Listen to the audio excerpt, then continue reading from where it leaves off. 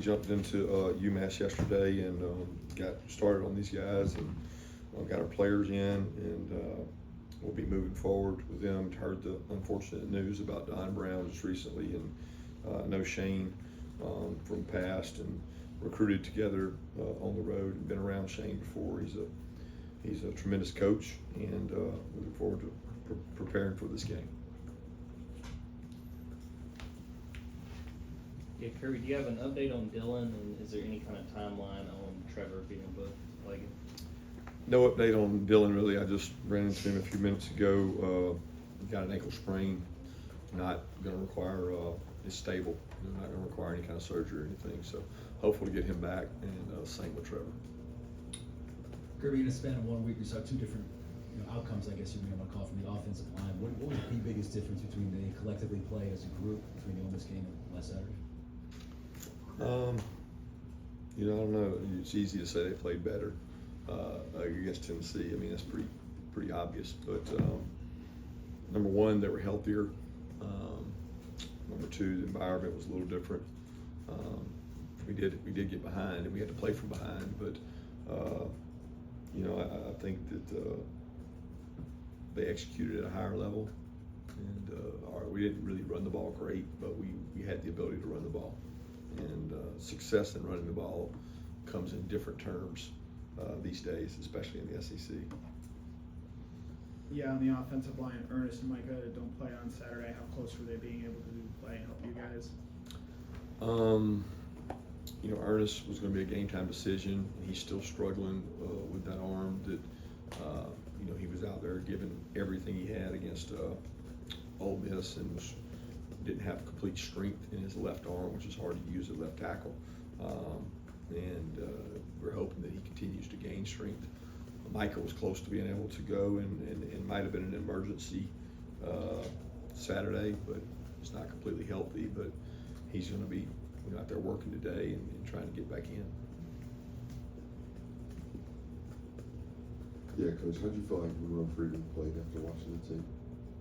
Well, he had some oversets. He had a couple times that Carson did a nice job moving in the pocket and gave up some pressure, but he really competed hard, played physical, got better kind of as the game went on. Thought he had some jitters early, but he's very bright and continues to work really hard. Coach, you guys didn't have any turnovers this past Saturday, but the ball did hit the ground a few times. How did you feel about the ball security in the game and kind of for the season, Well, it's funny because I look at it as a defensive coach when I watched our offensive tape, and actually thought we had better ball security against Ole Miss than we did against Tennessee. And a lot of people they can't acknowledge the difference. So I was very positive with our team after Ole Miss, and emphasized that there were less exposures of the ball than what we had. Although they took the ball away from Nate. He didn't have bad ball security. There's a difference. There's a takeaway, and then there's exposures. And unfortunately for your business, they just look out the same, and that is not the case. And we had bad exposures Saturday, and we've had some bad exposures throughout the year, like when guys catch balls and the ball's loose. I'm honestly more focused on our defense, why we don't get people with bad exposures, because the teams we play have more bad exposures than we do, but we don't get more out. So I'm trying to solve that problem.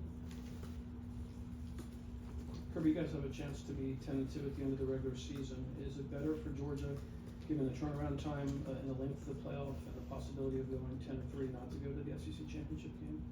I don't think that's a hypothetical that the focus is on UMass. I mean, it really is. So why would I put energy or time into trying to figure out what the best pathway is, including the SEC championship, when I'm worried about UMass? I just don't think it's a quality conversation. Kirby, the Tennessee coach brought it up, but just kind of come to light the way that the whole substitution rule works. I know you're in the rules committee, where the defense has times to substitute. It almost looks like some kind of cat and mouse where they're trying to sub as slowly as possible to maybe get a delay game or a timeout. how's that supposed to work, and what are we starting to see happen a little bit in college football? I mean, the coaches know how it's supposed to work, or at least they're supposed to know how it works. I mean, in terms of what you're given. And the issue is every conference officiates it differently. I've watched teams really late at night, so you can imagine where they're playing, what part of the country they're in, where that's completely accepted in terms of take as long as you want. They don't actually let you do that in our league, and that's really to benefit the teams that play with pace. Because if they allow you to sub and take all the time you want, then you really slow teams down. And there's not a game that I played in that they don't come over there and tell you either got to speed your guys up or we're going to set it on the ready for play, and we're going to wind the clock, because people have made it where if an offense makes a mistake and subs late, they're going to make them burn a timeout. Everybody tries to do it. We even try to do it. But you can't do it at the expense of there's 24 seconds, there's 23 seconds on the clock, and we're going to go sub a guy and take 20 seconds up, because that isn't what it takes. A lot of people say, well, they say you have to sub in 3 seconds. No, you have to start the substitution process in 3 seconds. That's how long you have to start the process. But it doesn't say once you start the process, you can go at a snail's pace off. They give you a reasonable amount of time, and they give you an opportunity to snap the ball. So that's the rule. And if somebody subs with 10 seconds left on the shot clock, they're probably going to get a delay game if somebody tries to sub on defense. But if they do it with 20, there's reasonable time to sub. Kirby, we saw Tate in that Ole Miss game, struggling, trying to fight through, comes out. What do you think of the job he did against Tennessee, coming back out there and playing that whole game? He was healthier. I mean, he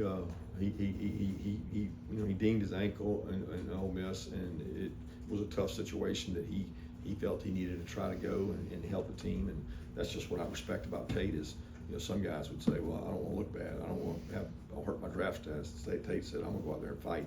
I'm going to give you everything I got. And he probably shouldn't have been out there, but he stayed out there and fought. But he's still not healthy, but he was healthier this week and practiced and played better. Yeah, Chess Gimlis has 4.5 sacks in his last 3 games. What's allowed him to be that productive in terms of actually getting and taking down the quarterback, and how would you assess he did at fullback on Saturday on that last touchdown for Nate? He's tough, he's physical, and when we had the offensive line injuries, we were forced to find a kind of another fullback body type, because we've been using Micah there, and we've had guys out. So I think Chaz's work ethic, his buy-in, his leadership, his film study. Chaz knows what people are running before we do as coordinators sometimes, because he looks at so much tape, and he uses those cues to help him and make plays. And he benefited a little bit Saturday. They weren't all sacks are not necessarily your play. Somebody else did a really good job and forced the guy to you. He capitalized on opportunities, and I love the way he's working and playing with toughness. Yeah, to follow up on Tate, how have you seen him handle this year mentally with being out of the lineup, and how has he still tried to be a leader without being on the field as much during the week and on Saturdays?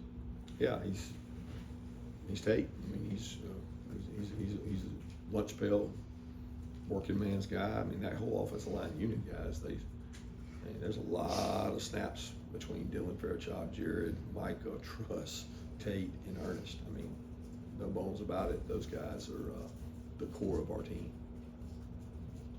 Kirby Carson was kind of joking with us after the Tennessee game that he is a dual threat quarterback. Would you like him to run more? Should he be running more? I don't, I look at it as Carson makes good decisions on when to run. And he's done a great job this year to me. There's nowhere I can say, ooh, man, I wish you'd pulled it down and ran. I can say, I wish you'd have thrown it to the check down. But I can't say that you should have pulled it down and ran. I think he makes good decisions on when to do that. And I think our offensive staff does a tremendous job of utilizing his ability to run on certain plays. I mean, that was a designed run on one of those plays. I mean, people think it was a scramble, but there was a scramble for a touchdown, but there was an empty play where he counted the box and knew what we wanted him to do, and he broke tackles.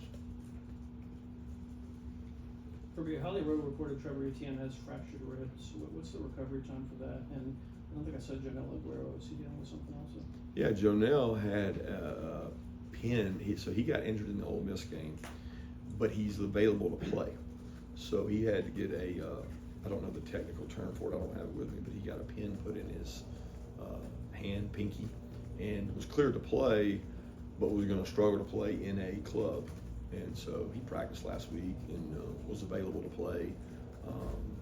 But he didn't get to really use the hand real well. It was a little tender. So he's in the same situation this week, but he's post screw getting put in. So we think he's going to be closer to being able to play. In terms of Trevor, we're hoping to get him back. I mean, it's what I can tell you. I mean, he's going to have an opportunity. I mean, ribs are a painful injury, right? And I don't actually know if that's the exact term, but he does have rib injury, and we hope to get him back. Kirby, given still those injuries of running back and Dillon, how valuable is kind of game reps for guys like Nitro, some of the Chauncey, maybe Dwight, in this next game or two? Every rep's valuable. I mean, today's reps are valuable, tomorrow's reps are valuable, and guess what? Last week's reps were valuable. I mean, we had guys out there in practice. I mean, London Humphrey's dealing with a very tough injury and doesn't get to take reps hardly at practice. Cole Spears dealing with injuries. So when you start talking about these guys that have injuries that are preventing them from practicing, but they're able to play, who are we practicing at receiver?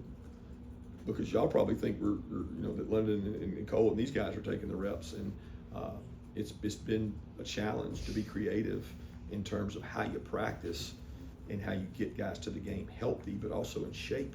Because what's happened at wide receiver is our number of reps have gone up for the guys who are getting the reps in the game. So their volume has had to increase. I would commend Anthony Evans because he actually fought to come back early and took a portion of that rep load off, and he was playing his best football when he got injured. So he had a great off week before Florida. I think it was the week of Florida game when he went down. But all those guys are getting reps and getting better, and I don't necessarily qualify a game rep against UMass or next week's game as any more quality than I do today's reps we're going to get out there.